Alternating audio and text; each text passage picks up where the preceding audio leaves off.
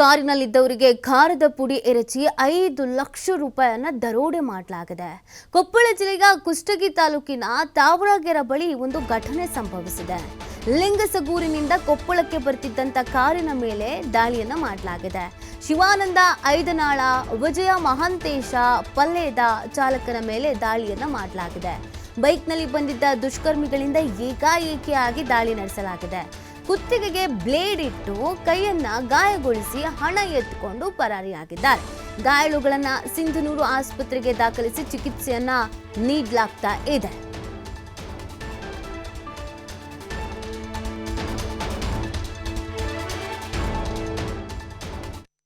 5 ಲಕ್ಷ ರೂಪಾಯಿ ದರೋಡೆ ಮಾಡಿರುವಂತ ಪ್ರಕರಣ ಇದು. ಕೊಪ್ಪಳ ಜಿಲ್ಲೆಯ ಕುಷ್ಟಗಿ ತಾಲೂಕಿನ ತಾವರಗೆರೆ ಬಳಿ ಒಂದು ಘಟನೆ ಸಂಭವಿಸಿದೆ.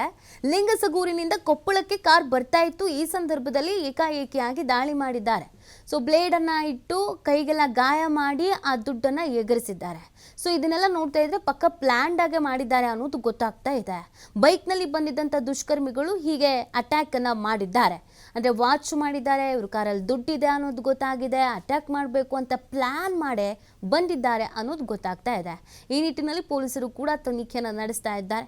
ಯಾರಾದ್ರ ಮೇಲೆ ಅನುಮಾನ ಇದೆಯಾ, ಎಲ್ಲ ಗೊತ್ತಿದ್ದವರೇ ಈ ಥರ ಮಾಡಿದ್ದಾರಾ, ಇದೆಲ್ಲದ್ರ ಬಗ್ಗೆ ಕೂಡ ತನಿಖೆಯನ್ನು ನಡೆಸಲಾಗ್ತಾ ಇದೆ.